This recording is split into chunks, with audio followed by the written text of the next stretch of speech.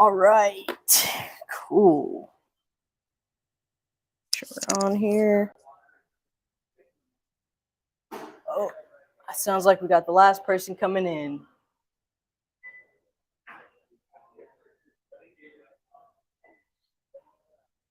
Hey, up here. How you doing? Welcome. Yeah, did you RSVP through the Eventbrite? Yeah.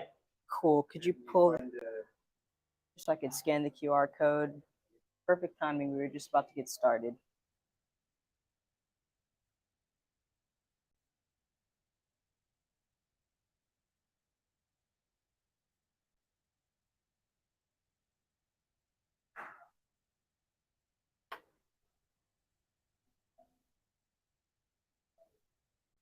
Awesome. Do you mind zooming it in just a little? Oh, gotcha. Cool. That was dope. Awesome. Well, welcome in. Feel free to grab a notebook and a pen if you'd like.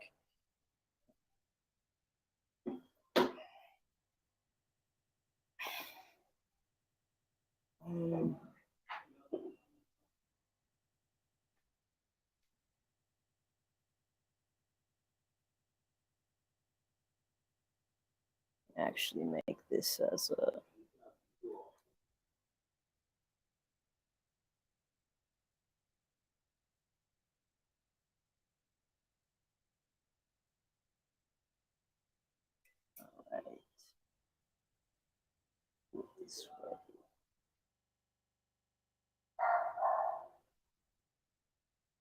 All right, cool. Thanks everybody for being here.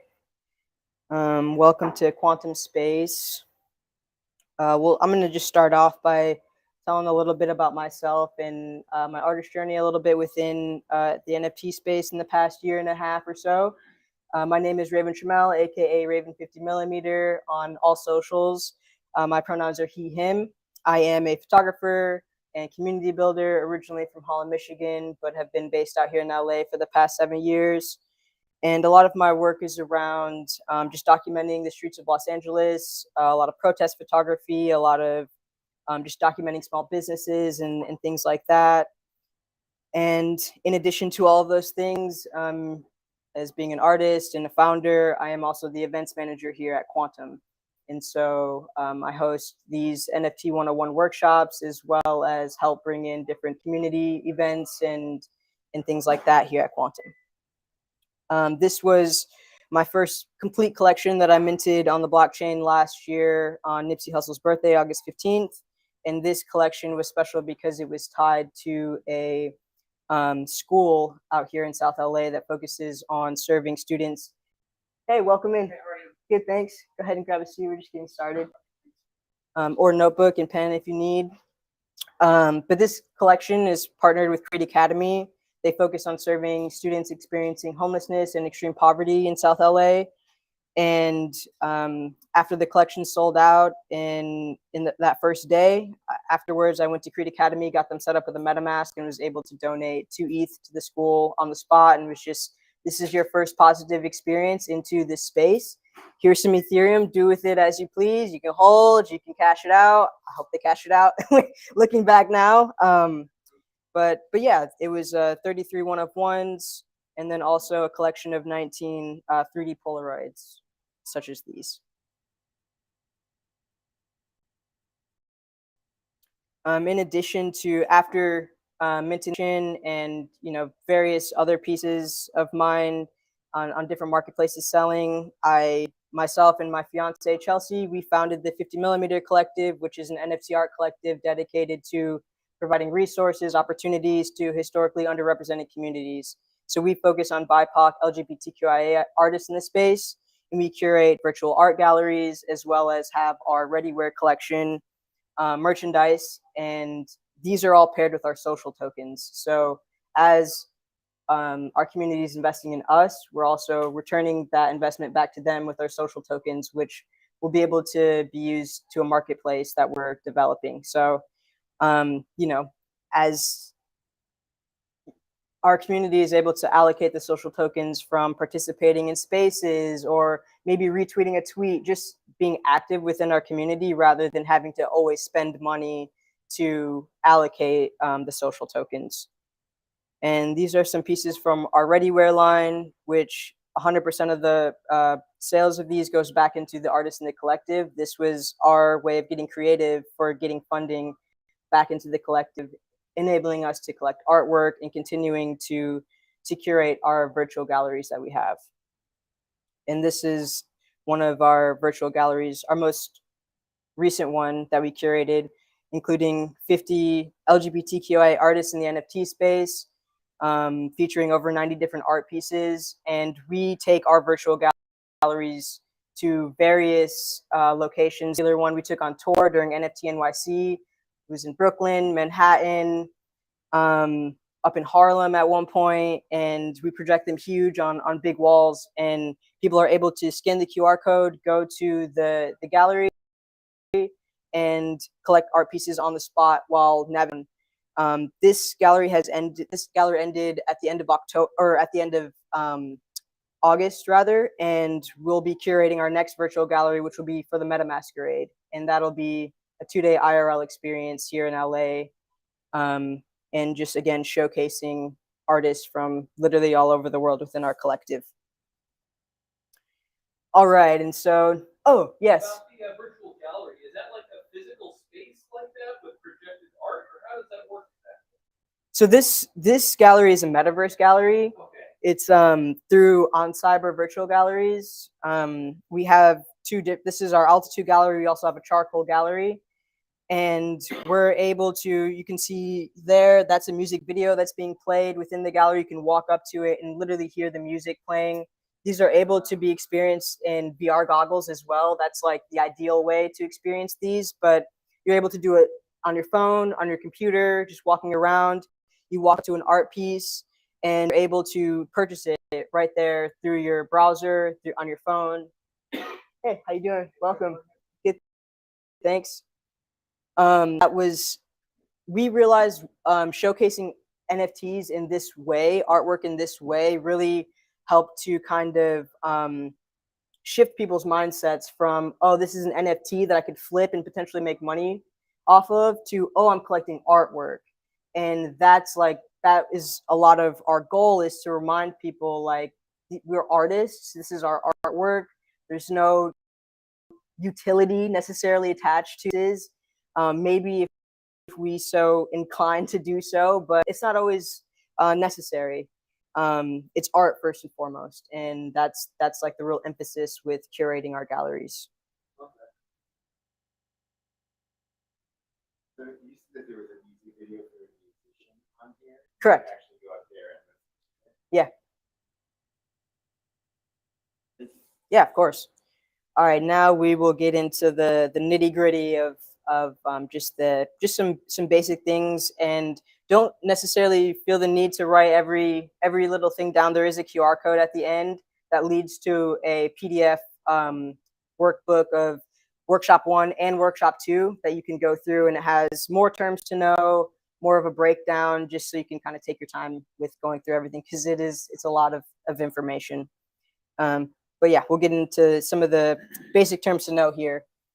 NFT to start with, which stands for non-fungible token, and that is a digital asset that they're publicly verifiable intellectual property that are authenticated on the blockchain. Smart with the photos there.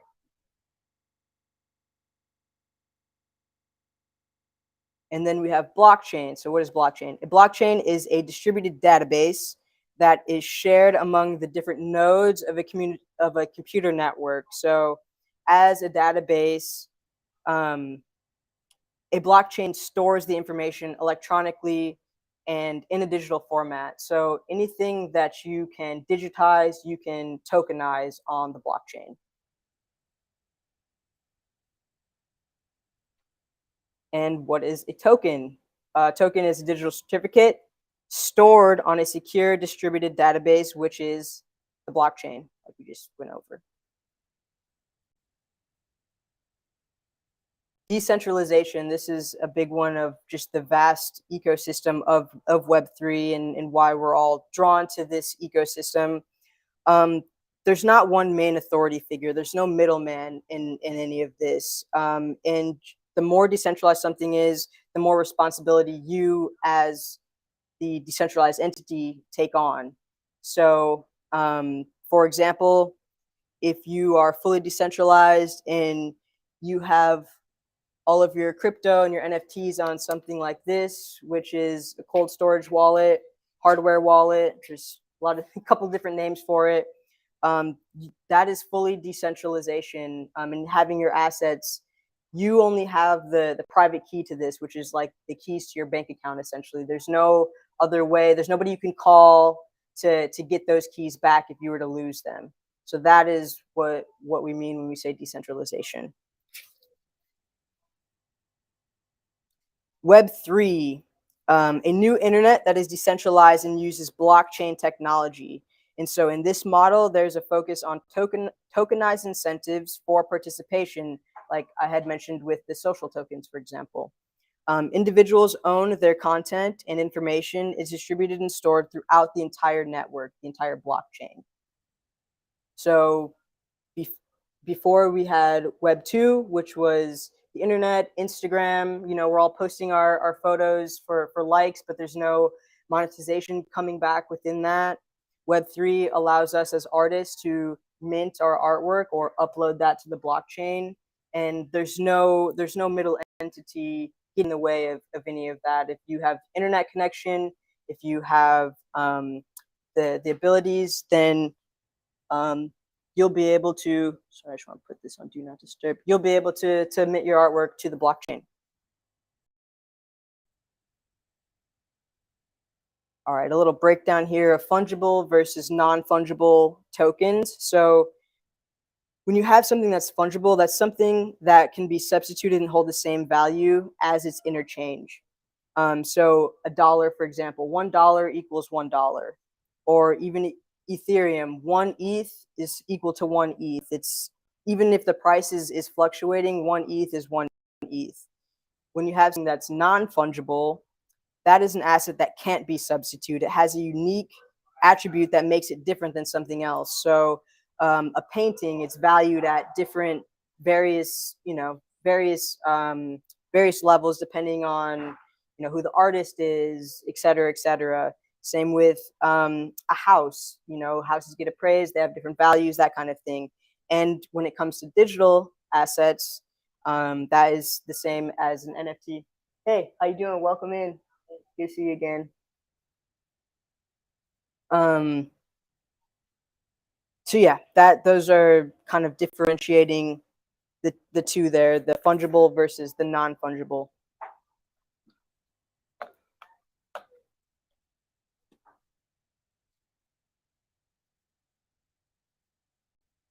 All right, some tools for getting started. These are free tools, and these are the 3 just most accessible and most useful in this point of time when it comes to NFTs, crypto information.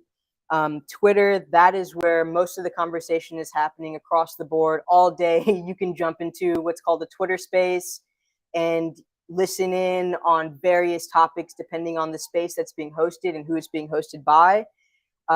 But you spend enough time on Twitter, you'll start to figure out the different spaces that can provide the information that you're looking for. Oh, yes. Yeah, so I can actually, I'm sure right now there's one going on. I will literally show you.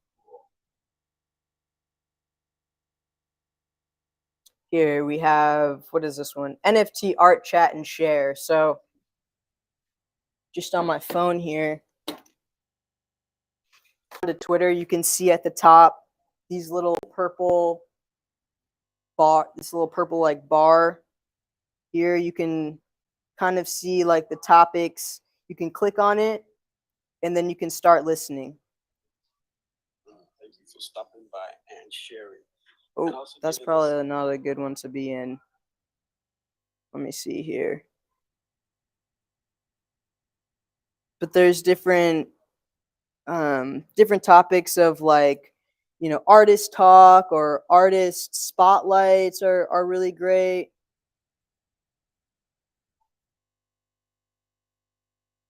Oh, whoa, that's echoing.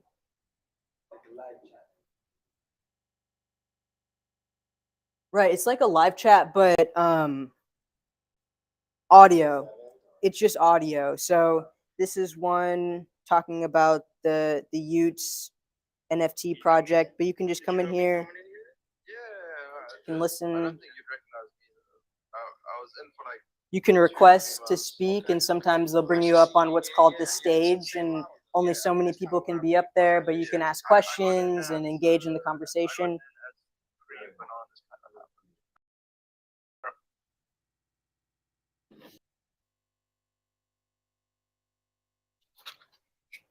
And then Twitter is also really great for an artist to just use your voice and grow your following. Speak your mind and really attract kind of the collectors and like-minded individuals that you want to connect with, and those people are essentially who become some of your first collectors when you start minting your artwork. Discord is, again, another really great tool for community building, and just you can kind of think of it as Twitter, but more intimate conversations. Like within a Discord server, there are different channels. You can get different resources. Like for 50mm Collective, we literally have a channel called Resources, where as we get information, we just drop it in there for people to explore and research more for themselves. And you can ask a lot of questions within a Discord server, and there's a lot of people there who are willing to answer your questions and help provide information. And then YouTube is the third tool that I recommend for getting started within this space. There's a lot of really great educational content that's being created, and it's really great for visual learners. Sometimes you need like the visual breakdown with the animations and this and that to kind of grasp a concept. And that was really beneficial for myself when getting started. And 50mm Collective also has a YouTube channel. We have a MetaMask wallet tutorial to walk you through how to get a MetaMask, as well as how to add our social tokens to your wallet, or just tips to get started and things like that. All right, we're going to get into some just basic crypto wallet security tips as you're getting started to set up your wallet. Definitely want to make sure that you are alone and in a secure spot, preferably at home on your own private Wi-Fi. Have a plan to store your seed phrase, which is also known as your secret recovery phrase. And you're going to want to write this down. We say on a piece of paper, but if you're really invested in this space, you want to get, I like to recommend, it's called a Shield Folio book. It's a waterproof, fireproof. The pages are made of ground up stone, and that's what you can, it's like a 45-page book that you can just keep all your passwords, you can keep all your seed phrases in.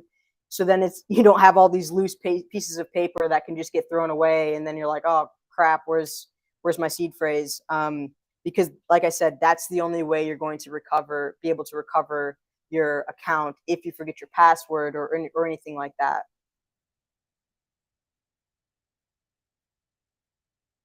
Number 3, do not store your password on your phone, or don't use one that you've used before. We see all the time, your password was leaked in a security such and such. So you want to really be diligent about setting a password that hasn't been used before, and you don't want to save it in your note or take a screenshot on your phone or anything like that. You really want it to be stored offline. Do you have a question? How do you feel about password managers?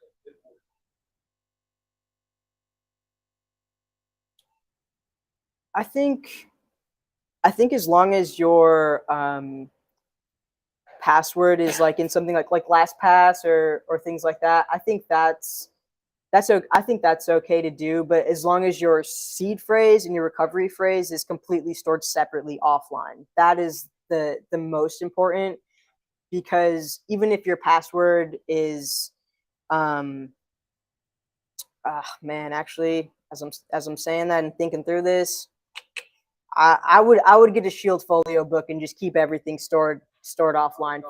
Yeah. Just to be super safe. Like, oh, it would break my heart if you were like, "Well, you said," and then and then that's the exception, right? So just to be super safe and secure, just keep your password. Anything that's related to that you're doing with crypto, NFTs, keep your password, keep your seed phrase all offline. Highly recommend the Shield Folio book. That's like been like so needed just to keep everything organized. I think just make sure everybody knows that the reason why you're doing this is because there's no customer service. No way to cover this password. Exactly. Once it's been given to you. And also the reason why it's so secure is because they figured out they're going to steal all your money. Serious problem. Mm-hmm. Definitely. Thank you. Yeah. All right, number 4, just like we were just talking about, don't keep digital records of your secret recovery phrase. You want that, can't stress it enough, completely offline, completely written down, preferably in a notebook of some sort, separate from anything digital. Don't send it to anybody. Nobody from Ledger or anything like that is going to contact you asking you for your seed phrase or asking you for anything like that. MetaMask won't ever do that. Just be very aware that that's a scam. Don't click on any links that are coming to your email address that's like, "Hey, I'm Ledger." No, you're not. Ledger's not going to do that. So just be very aware of things like that. All right, and number 5, make sure you are not using any apps when setting up that may have access to your device. Just again, being very mindful, being secure within setting up your MetaMask and or your Ledger hard wallet.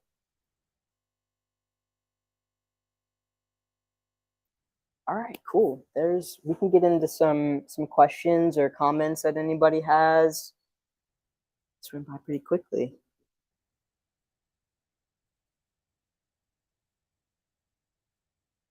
Did you have a question? Oh, okay. I actually have. Which platform do you use for selling your NFTs? OpenSea or? So I started off on OpenSea. I did start off on OpenSea, and but from there, after just kind of testing things out, so from OpenSea I went to then Foundation. Here I can pull some of those up. From OpenSea I went to Foundation, but now I'm really interested in just minting on my own smart contract specifically. So this is my Foundation page, all of the pieces that I've sold within the past year and a half. This is Foundation Marketplace. They used to be an invite-only marketplace, but now it's open for anybody, for any artist. And so I started off on, well, Ghost Market, which isn't even on the Ethereum blockchain. That's a whole other rabbit hole to go into. But then I got onto ETH, and recently I've actually been minting on Tezos blockchain and marketplace within that. But I mostly started off on Foundation and then started exploring minting on my own smart contract with like NiftyKit is a resource to mint on your own smart contract, or Manifold is another one. And it's a little bit, OpenSea and Rarible are great for getting started because they have the lazy minting option, to where you just pay that initial one-time gas fee and then the buyer pays the gas fee. So if you don't have a lot of ETH to get started, that's like what I recommend. And build up with some ETH and then look into minting on your own smart contract, because ultimately that's where you want to end up. So then you have that artist provenance that we talk about. And because when you're minting on OpenSea, you're just a number in like a whole sea literally a sea of different art pieces and things like that, all written on their contract. So when you have your own smart contract and you're able to verify that, or the collector is able to verify that, that's what you want to, like, all right, let me go to Etherscan. I can see here it says, you know, the artist's name, it says the collection, this is legit. And it just adds more, in my opinion, more value to that particular piece. Yeah, totally. Did anybody else have any other? And so these photos that you have purchased, Correct. yeah, is it like just one person or is it like stock? These are all one of ones. So you do have options to, right now on Foundation specifically, they only do one of ones. Some other marketplaces allow you to mint what are called editions. So you could mint anywhere from, you know, 1 to 100 to 1,000, depending on the marketplace. I know with Zora, you can do an open edition and just have it like open and for a certain amount of time, and people can come and mint the pieces. Like collect the piece. Got it. Did you have a question? Oh,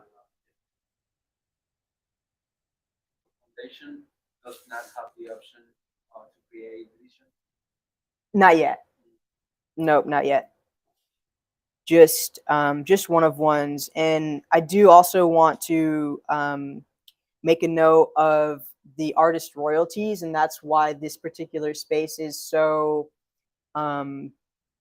just appealing to artists in particular, because of the royalties that are set up within the smart contract. So, for example, this piece here, Lift Me Higher, this was photographed in West Hollywood during a Trans Lives Matter protest. It's taking a minute to load. This piece sold originally for 0.5 ETH, you can see here, which at the time was maybe like $1,300 USD. And you can see here it's relisted at 25 ETH.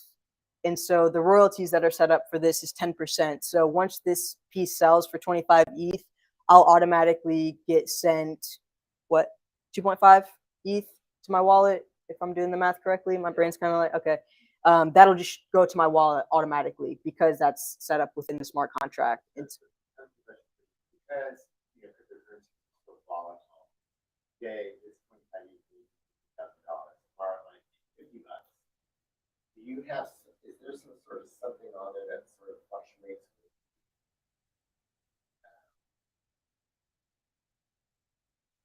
no. So this is, it's just whatever the ETH. Yeah, ETH is gonna do its thing, and that's why, like, as an artist too, I've learned to cash out what you need during that time. Like, don't hold long term. You know, like, because you never know what, you know, the price is fluctuating constantly. So if you make a sale, it's nice to think about a plan with how you're going to divvy that up. So are you going to cash out 40%, hold 30%, maybe invest 10% into other artists, that kind of thing? Just kind of have like a game plan of once that piece sells, what you're going to do with the ETH. Or if, you know, you need to cash it all out, you need to cash it all out. It's about creating a sustainable artistry for yourself.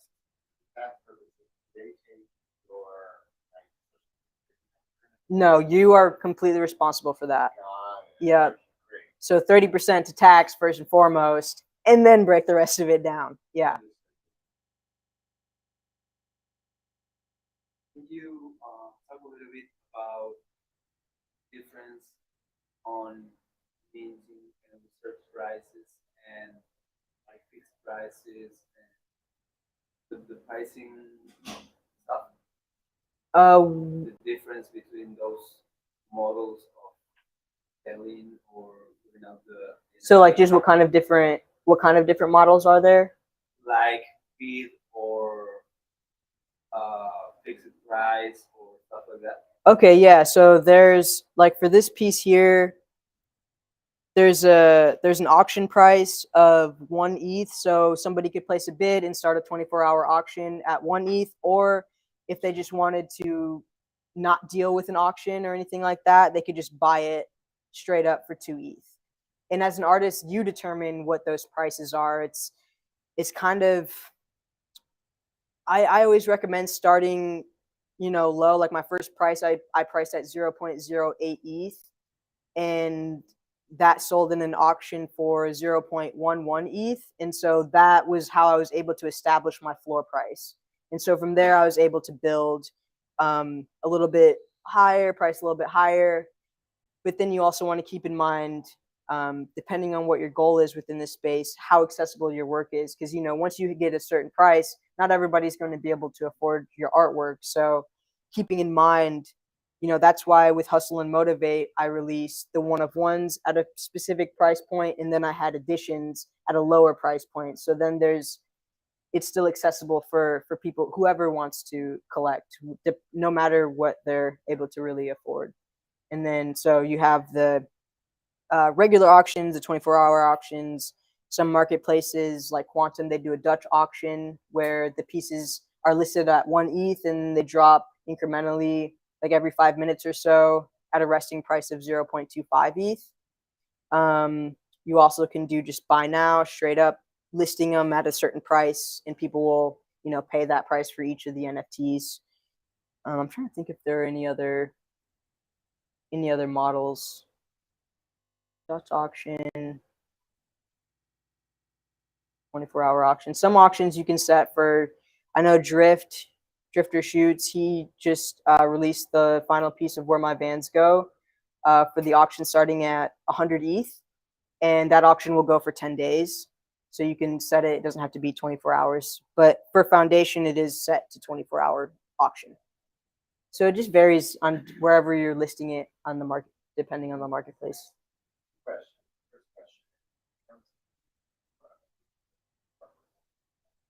What was that? What are the terms of use for when you're selling, like, some of your artwork? What are the terms of use? You said, how do you sell that? I mean, It's totally up. Copyright issue, you personally.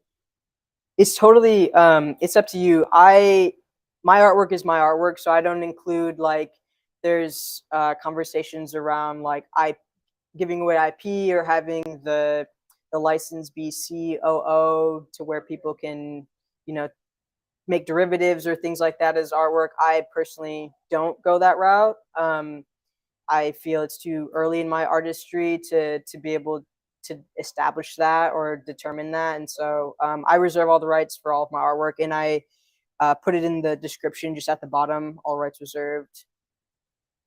Mm-hmm. Another really good question. Technology that was involved at art gallery that you guys made. That's really intriguing. Can you speak a little bit like what was involved in that? How was that put together? The technologies that were involved in that. Who did the 3D modeling interface? Was it that file? Not so much. It's just a service that it's On Cyber is the name of the company, On Cyber, and they have different galleries that are various prices. Some of them are free. The ones that we have, we won in some giveaways, but they are on the market that you have to purchase. But yeah, they're open. It's open for artists to. IO. I think it is IO. Let me see. Yep, oncyber.io. Let me see. And so is this something that can be accessed through the internet as well as, say, the metaverse? Yeah, so you would walk through the galleries with your VR headset and experience it that way. In terms of building it, you would do it on your computer. So you can. This is our charcoal gallery that is empty right now. You can just kind of see. But OnCyber is really cool. Like you can add YouTube videos in here. I could add a portal, which will lead to our other gallery that we own. But yeah, it's all empty. Kind of bummer. But we're gonna have another open call for our altitude gallery for the Meta Masquerade. This is the altitude gallery.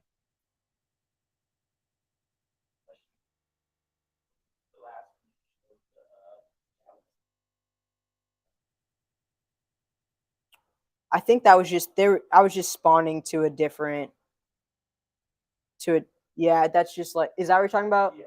Yeah, I'm just spawning to the other gallery. So this gallery is the charcoal gallery with On Cyber, and then this gallery is the altitude gallery.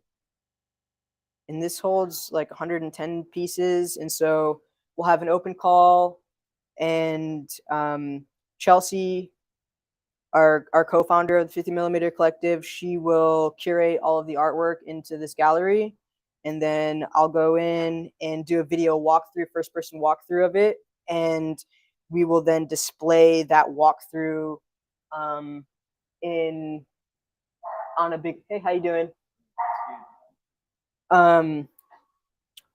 Wherever we decide to have the meta masquerade, and encourage people to collect the artwork. You change the amount of pieces that are there, or you have to. No, you can use as many or as few of these as you'd like. And sometimes, like, if I want to make something a little bit bigger, for example, we'll grab this piece. You can, sometimes I'll like put something up here and just kind of move it out of the way and scale it.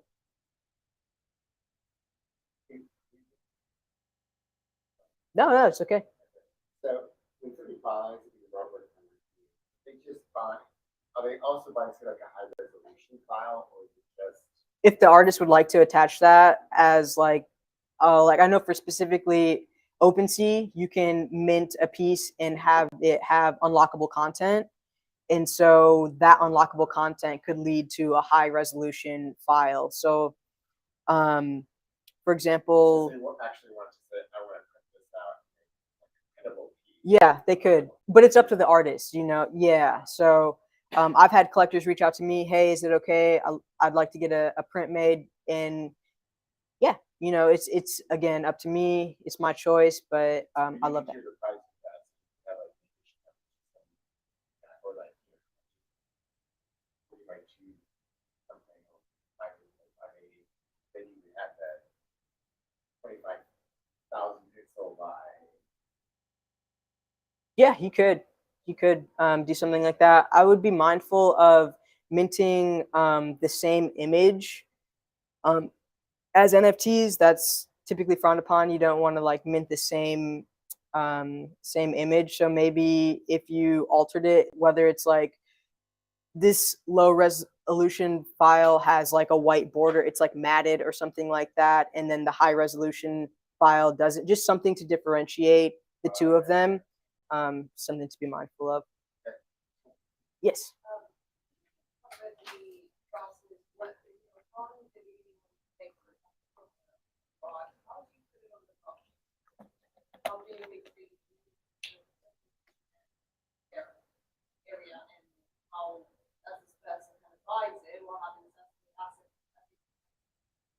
Correct.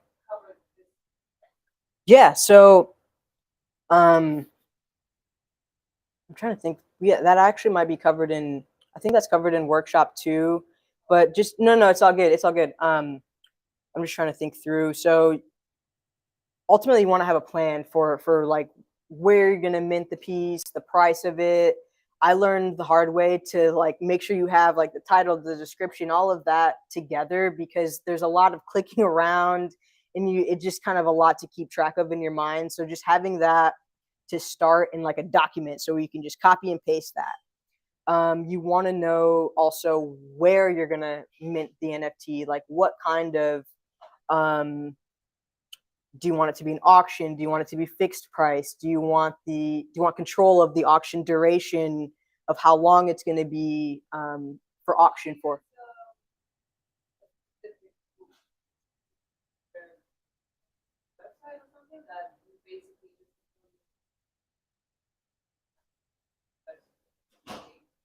Kind of, yeah. So if you were to go, for example, like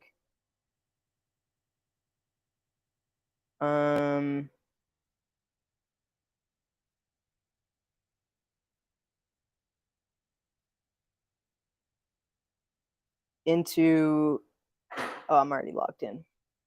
Into like, it just depends on the marketplace. So this is Foundation. You have OpenSea, you have Rarible, Zora. You can mint on your own smart contract in Manifold and then list it on OpenSea. There's a ton of different marketplaces. So it really just depends on what you're looking for and how you want to mint and list your NFT.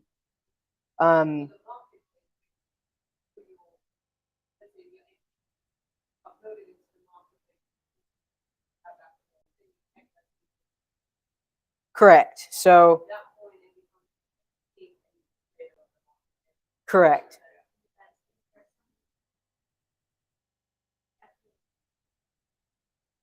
So you can decide or to sell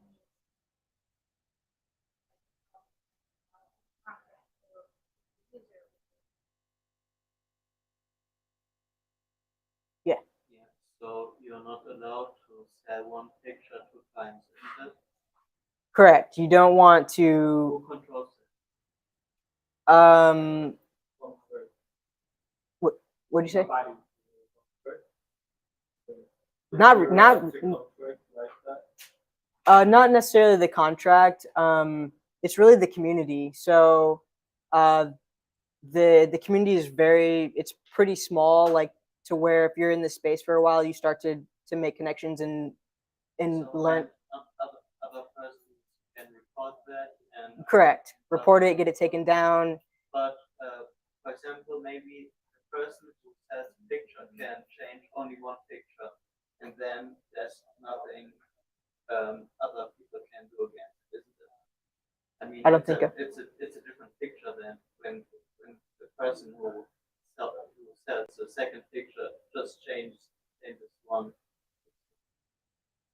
I don't You know think what I mean? No. I mean, I sell one picture and then I change one pixel of the picture and then I sell the second one.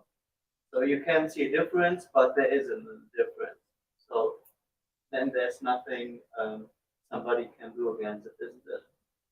I mean, technically no, but they just won't buy your artwork. Like they'll see that you had minted the first one as so, and then they'll see that one and be like, well, this is a duplicate, and they just won't collect it. And a lot of the times those will get flagged and taken down. I mean, you technically are altering maybe, like you said, 1 pixel, but that's, So it's not allowed. not allowed, but I think it's more so frowned upon. It's not like it will at some point if the community like recognizes that and people can start flagging and things like that, and it will eventually get taken down. But you're not gonna like go to jail for doing something like that or anything, it's just like we're kind of self-policing within the community and just like within your morals and ethics, like. But I mean, it's hard to say how many things you can change on the picture. I mean, you can change the picture, and then when you change a lot of things, then it's not a duplicate anymore. I would Right. say, but I mean, it's hard to say when is it enough. Yeah. You know what I mean? For sure. Yeah. Probably you can create a collection of one image and make a lot of changes, and the base image is the same, but you start to do things on the picture and create several images. Or I don't know if you can do something like instead of creating just one, the one-on-one, you can create like editions and have like 100 images for the number you want. Of the same picture, painting, but mint two as a different, but it's the same. I guess also the prices are really related. They come from the community, right? The community says this is rare or scarce. The thing is that if you also create derivative copies of your artwork, this is not property, right? Your copyright, so this is both for you. If you're the buyer, that's the problem, because it would depend on the license of the terms and conditions, find usually, like, sign, you will I mean, not be a sign. Yeah, I mean, it could be a problem when a person sells a picture and says, I only sell it, it's an NFT, I only sell the picture one time, and the other person buys this and pays a lot of money for that. And then the person who bought this NFT sees that there are a lot of NFTs that look similar to this NFT.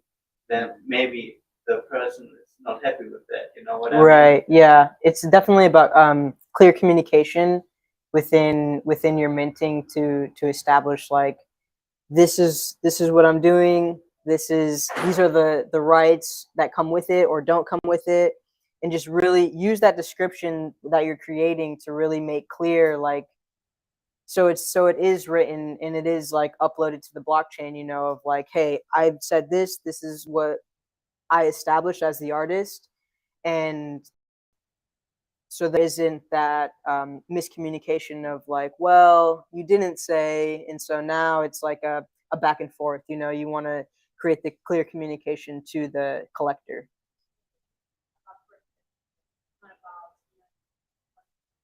Think about any world, the collection of the Grillo by any world. It's the same. There are multiple. It depends on the artist and what he wants to public. So yeah, even if it's not infringement, go against it. Yes. Could you say how you like list your work, the strategic like what kind of artist you are, like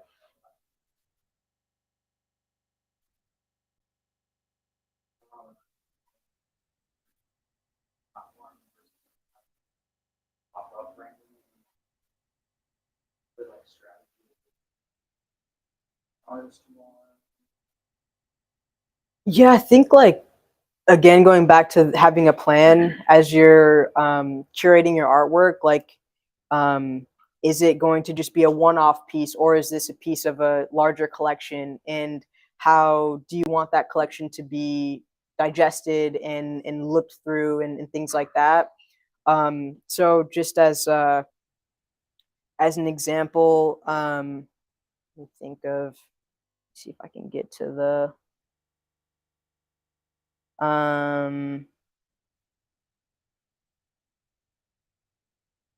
to my Twitter.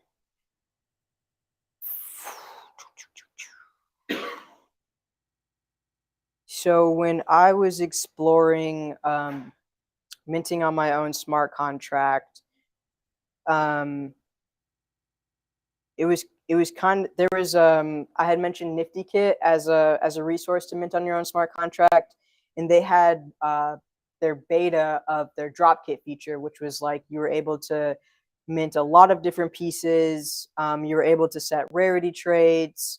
You could set it as a blind mint, meaning people don't know what piece they get until it's revealed.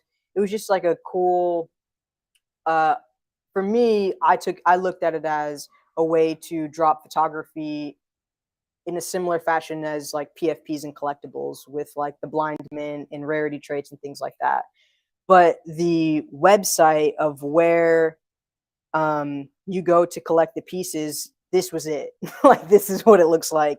And I was like, this is kind of confusing and it's not really, doesn't say everything. And so what I did was built this on Wix to essentially lead to the storefront, if that makes sense. So you're able to, you know, put the information here, explain the collection. I made a video like breaking down the whole collection, as well as like people can come here and see some of the pieces. I had a gallery linked at one point, just like, you know, you're curating how people are receiving the collection in a different, in more visually appealing way that you want to cater to your audience. So like using your website and things like that. You don't necessarily, I've heard people like, oh, I don't have a developer, a web developer to like make my landing page and my website. Well, this is a way that you're able to go around that by just like linking these buttons to essentially here that people will be able to mint the piece. Yeah, this is through Wix. Okay, yeah. Yeah, this is on I didn't Wix. hear that part. I'm just like, yeah, that's Yeah, for sure. I have a question. So you said you're deploying the contract on Tezos blockchain, right? So is there a specific reason for you to use Tezos? I mean, is it just Tezos is more environmentally friendly than the Ethereum, or is there another reason? Yeah, that's just something new that I've been exploring. I was curated into a super chief collection recently, and that's what prompted me to mint my first piece on Tezos, was being curated into that collection, and how they were putting that together. You had to mint on Tezos, and just going through that experience, it's a lot cheaper to mint the pieces and collect artwork on there and things like that. I feel like ETH is kind of becoming like collectible PFP and traditional art, in a sense, coming to the blockchain. And I feel like Tezos is more generative. You have like a lot of illustrations, videos, just kind of artists experimenting and things like that. And then also the artist community collecting from other artists, because it is a lower price point, I feel like. And do you have editions? Yeah, on Tezos. Yeah. And you think it's better that kind of work, the editions, through Tezos instead of doing it through? Yeah, that's what I've seen, and again, I'm still new to like exploring within that, but I have seen like Tezos be more of like an edition base, like up to like 1,000 editions, and I've minted just a one of one motorcycle video that's matted and signed. I ride a Harley, and do like moto vlogs, but again, that's just allowing artists to experiment and kind of test their artistry. Yes. So would you recommend Tezos then for like AI art and stuff? Definitely. Okay. 100%.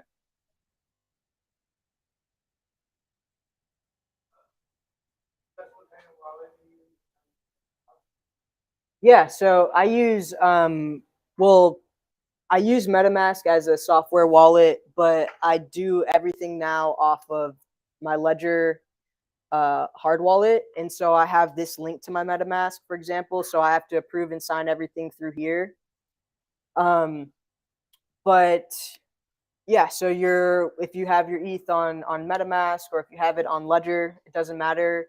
You're gonna need like something like Coinbase or Binance to send your Ethereum to, or your crypto, whatever crypto it is. I'll use ETH for the example, but you'll need your MetaMask wallet. You'll need a Coinbase or a Binance account, and then obviously your bank account that'll be sent to. And you'll want to link your bank account to your Coinbase or Binance wallet to cash out, and then you'll send your crypto from your MetaMask to your Coinbase wallet. And you can do that by, I recommend pulling up the QR code and just scanning it to your computer or your device, whatever you're using on your computer.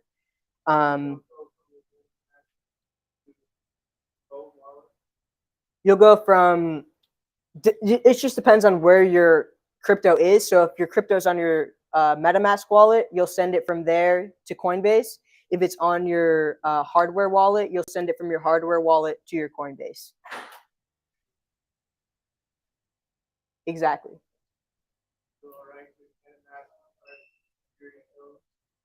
No, that's why I have a software wallet. I mean a hardware wallet. Yeah. Yeah, I just like everybody who's in here, if you're like really trying to get into the space, like these are like $70. This is an investment. Like a Trezor, yeah, Ledger, Trezor. Just definitely invest in one of these just to keep everything safe and secure. And what's the difference between, because I've seen like there's a couple of different Ledger wallets. Do you know the difference? I think just some of them can hold more coins, more tokens than others. But this one is the Ledger Nano S Plus, Nano S Plus, and on their website, they specifically recommend this one for using with NFTs, and so that's why I grabbed this one. But you always want to, when you are purchasing one of these, go to their website directly. Go to Ledger, go to Trezor's website. Don't buy from Amazon. Don't buy from a third party. Those could be compromised, and they could be, not safe, have malware on. Just don't do it. Just go to directly to the website and get them from there. What happens if you lose that? If you lose this, you can just get another one and use your seed phrase, your secret recovery phrase, to set up the new hardware wallet that you have. So even if somebody were to steal this, you lose it, whatever, you can always get a new one and use your recovery phrase to activate the new one. So how do you draw attention to your work? I mean, like marketing where you need to create a community? Definitely. Yeah, Okay. it is a lot of self-promotion.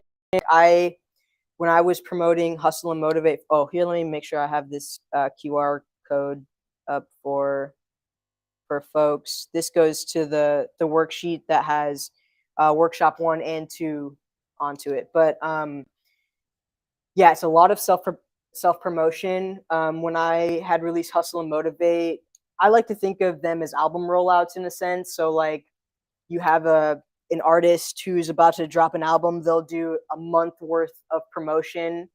And, for me, I like to schedule Twitter posts. That's where a lot of the conversation is happening. That's where all the eyes are for in this ecosystem. And so scheduling like 3 posts a day, talking about what's coming. I like the week before, I'll do like a 7-day countdown, again, reiterating, hey, I'm going to drop something soon.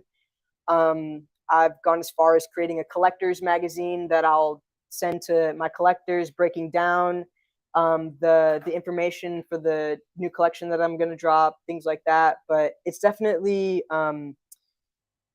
if you want to have success within your collection, you definitely have to put in some marketing work. And exactly, for sure.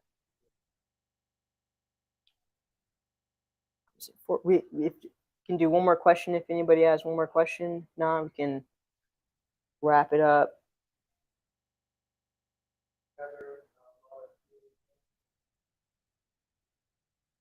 I've seen people use Rainbow Wallet. I personally don't have experience with that. And then if you're going to get into Tezos, I would recommend looking up a Temple Wallet is what you're going to want to use for Tezos.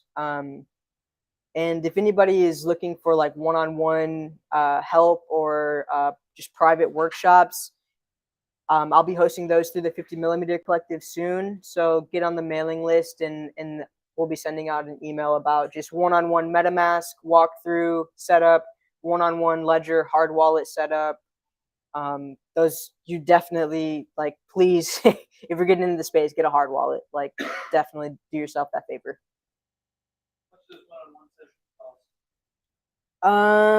Still working all of that out. That's why I'm like, get on the mailing list. So then when we have it set, then we'll send it out. But yeah, still figuring out that. Cool.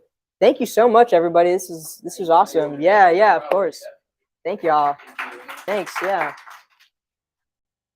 And we'll have, so usually the workshops are every other week, rotating workshop 1 and workshop 2, but workshop 2 won't be until October because we have a couple of events happening these coming weekends here. So, but it's on the Eventbrite, I'm pretty sure right now, if you're able to sign up.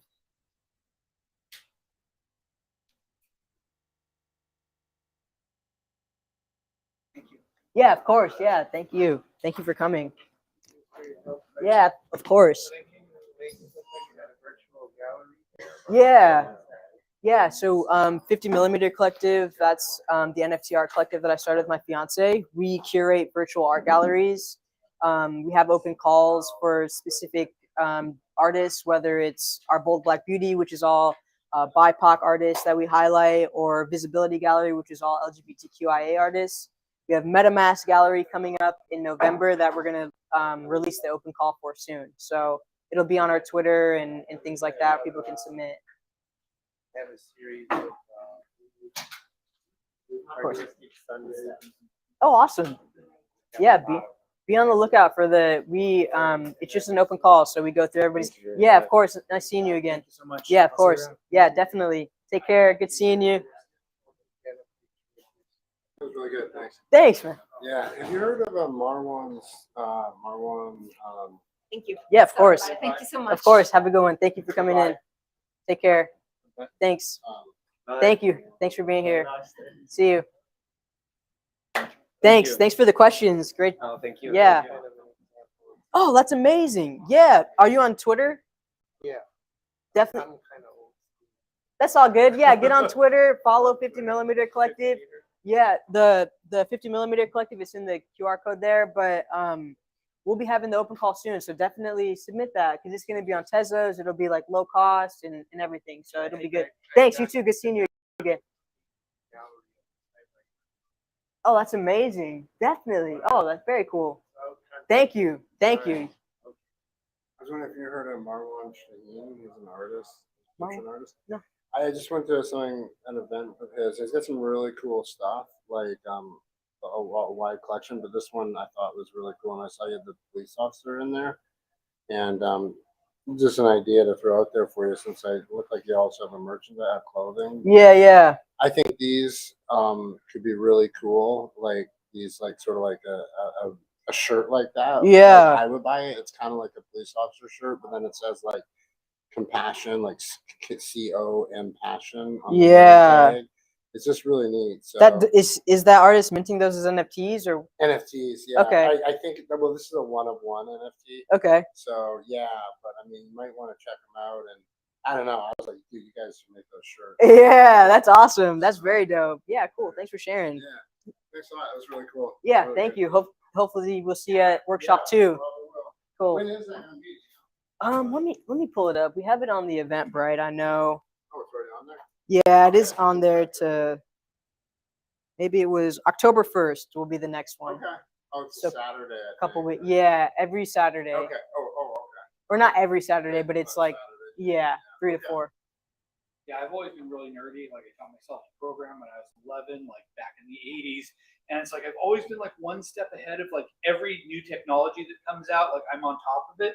But when it comes to like blockchain and NFTs, it's like somebody just took like a whole new like path. Yeah. And it's like it's all new acronyms, all new jargon. Oh, yeah. None of it makes any fucking sense. And Yeah. it's just like I am having a really hard time getting myself into it. I want to, and Yeah. but yeah, thank you very much. Because you just don't know where to start because like there's It's so no much. anchor at all.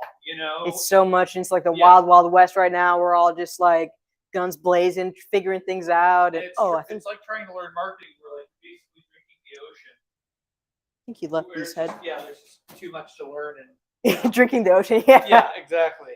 Oh, let me end this live So stream. yeah, thank you very much. I what I really need